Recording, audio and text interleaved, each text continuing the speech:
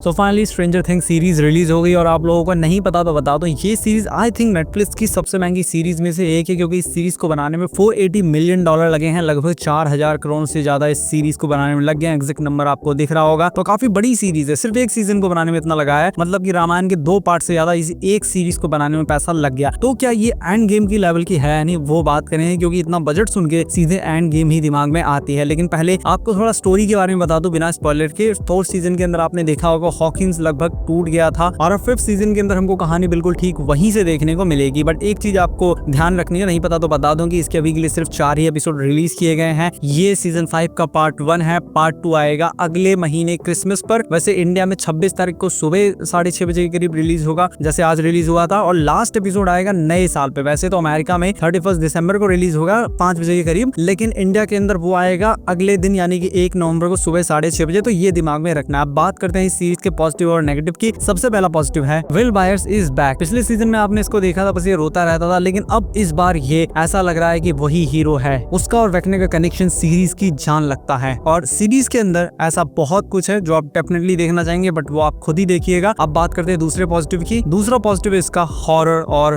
Visuals. Literally ऐसा लगता है कि सच में इसके अंदर बहुत सारा पैसा लगाया गया। मैंने ब्रेकडाउन में देखा कि कितना पैसा किसको दिया गया है। एक्टर्स को डेफिनेटली बहुत सा पैसा दिया गया होगा, लेकिन सीरीज के विजुअल्स बहुत ज्यादा अच्छे देखने में लगते हैं। कहीं से भी उसके अंदर आपको बिल्कुल भी कमी देखने को नहीं मिलेगी। मैं ये नहीं कहूंगा कि एंड गेम हमको देखने को मिल गई। इसके अंदर जिन विजुअल्स की जरूरत थी वो सब कुछ इसके अंदर दिखाया गया, तो विजुअली और इसके अंदर जो हॉरर एंगल दिखाया गया वो देखने में बहुत ज्यादा अच्छा लगता है। कभी कभी तो आपको लगेगा आप एंड गेम और जो इट मूवी आई थी ना, उसका कॉम्बिनेशन देख रहे हैं, या इट वेलकम टू डेवी जो सीरीज आई है वैसा कुछ देख रहे हैं, क्योंकि देखने में बहुत ज्यादा अच्छा लगता है। विजुअल्स भी काफी अच्छे और हॉरर भी काफी अच्छा। थर्ड पॉजिटिव है इमोशनल से, क्योंकि ये सीरीज लास्ट सीजन होने वाला है, तो इस वजह से मन में ये डर रहता है कि पता नहीं कौन कब मर जाए। मतलब कि 4 ही एपिसोड अभी तक आए हैं, वैसे कोई मरा नहीं अभी तक, लेकिन देख के ये लगता है कि पता नहीं कौन कब मर जाए, और उसकी वजह से डर मन में रहता है। क्योंकि हम लोग अपने कैरेक्टर्स को, जिनको हम इतना पसंद करते हैं, इतने सालों से देखते हुए आ रहे हैं, उनको ऐसे मरते हुए तो नहीं देखेंगे, तो ये डर भी सीरीज के अंदर इंटरेस्ट बना करके रखता है। Fourth positive united cast. Last season के अंदर हमने सबको इधर उधर देखा था, लेकिन इसके अंदर जितने भी लोग हैं सबको एक साथ लाया गया, उसको देखने में बहुत ज्यादा मजा आता है, और सब लोग मिल के काम कर रहे हैं। नेक्स्ट पॉजिटिव है वेक्ना इज टेरिफाइंग। मतलब उसको देख के सच में डर लगता है। वो जितना ज्यादा पावरफुल हो गया, जितना ज्यादा अनस्टॉपेबल हो गया कि मिलिट्री भी उसको नहीं रोक सकती, वो देखने में काफी अच्छा लगता है। लास्ट पॉजिटिव है सिनेमैटिक स्केल। मैंने इसके हॉरर विजुअल्स के बारे में बताया, लेकिन जिस तरीके से 4th एपिसोड को दिखाया गया, उसके अंदर जिस लेवल की चीजें दिखाई गई हैं, जिस लेवल के एक्शन सीन्स दिखाए गए हैं, जिस तरीके से विलेंस पावरफुल हो गए हैं, जिस तरीके से वो अनस्टॉपेबल, मतलब जो भी उसके अंदर दिखाया गया देखने में बहुत बहुत ज्यादा अच्छा लगता है। मतलब स्ट्रेंजर थिंग्स की आप एंड गेम उसको कह सकते हैं, देखने में बहुत ज्यादा मजा आता है। और मुझे पता है डेफिनेटली 100% आगे आने वाले एपिसोड के अंदर इससे भी बड़ी बड़ी चीजें देखने को मिलेंगी। ये तो बस ट्रेलर है, और इस सीरीज को मुझे देखते हुए समझ में आया कि इसी तरीके से डिजाइन ही किया गया था। इस सीरीज को बनाने से पहले ही ये मन में ठान लिया था कि इससे बहुत सारा पैसा कमाना, इसीलिए पहले 4 एपिसोड रिलीज करेंगे, बाद में 3 एपिसोड रिलीज करेंगे, और लास्ट में एकदम लास्ट में जाकर के 8वां एपिसोड रिलीज करेंगे, जिसमें कुछ तबाही वाला दिखाएंगे। तो उसी तरीके से इसको डिजाइन कर रखा है, क्योंकि ये जो 4 एपिसोड हमने देखे ना, इसके अंदर सिर्फ हमको सवाल ही मिलते हैं, जवाब कुछ नहीं मिलते। और ये मैं नेगेटिव नहीं बोल रहा हूँ, क्योंकि आगे आने वाले एपिसोड के अंदर डेफिनेटली उसके जवाब दिए जाएंगे, लेकिन ये जो 4 एपिसोड है इनको देखने में सच में काफी मजा आता है। लेकिन मन में एक सवाल है जो हमको उत्सुक करके रखेगा,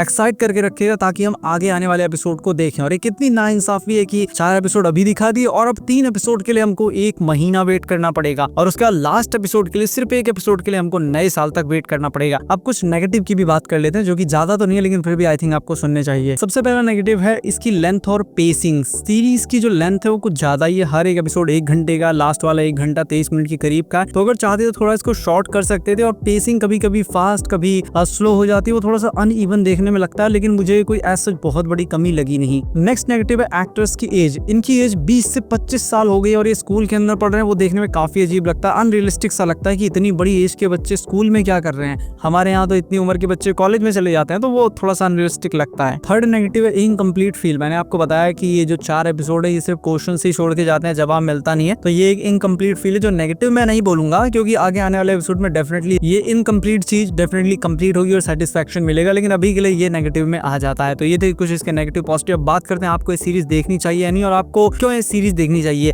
पहली बात, डेफिनेटली आपको ये सीरीज देखनी चाहिए। और क्यों देखनी चाहिए?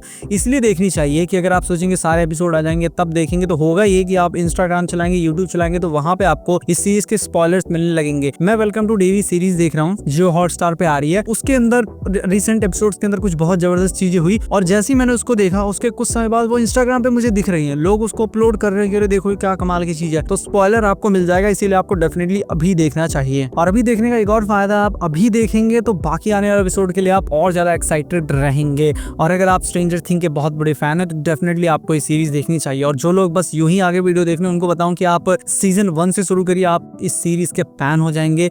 और आपके लिए तो सबसे अच्छा है क्योंकि सारे सीजन आ चुके हैं, तो आपके लिए देखना काफी आसान रहेगा। और क्या इसका 6 सीजन आएगा? डेफिनेटली ये लोग प्लानिंग बना रहे होंगे, वो तो जब सीरीज एंड होगी तो उसके अंदर पता लगेगा। जैसे कि हमको स्क्विड गेम और एलिस इन बॉर्डरलैंड के अंदर पता लगा था, तो उसके अंदर कुछ पता लग सकता है। वैसे इस सीरीज के जो मेकर्स हैं वो एक और सुपरनैचुरल सीरीज के ऊपर काम कर रहे हैं, उसके ऊपर मुझे टाइम मिलेगा तो मैं वीडियो डेफिनेटली बनाऊंगा। और इस वीडियो को एंड करते हुए आपके लिए सवाल ये है कि आप बताइए कि सीरीज के एंड में कौन मरेगा, स्टीव या जोनाथन? वैसे डेफिनेटली कोई ना कोई तो मरेगा ही मरेगा। मैं कोई स्पॉइलर नहीं दे रहा हूँ, खाली अपने मन से आपको बता रहा हूँ। मुझे तो ये 4 एपिसोड काफी अच्छे लगे, कुछ नेगेटिव भले ही, लेकिन उससे ऐसा कोई फर्क पड़ता नहीं है। आप बताइए आपको ये सीरीज कैसी लगी, और मैं मिलता हूँ आपसे अपनी नेक्स्ट वीडियो में। अभी के लिए मैं कोई रेटिंग नहीं दूंगा, सारे एपिसोड देखने के बाद रेटिंग दूंगा।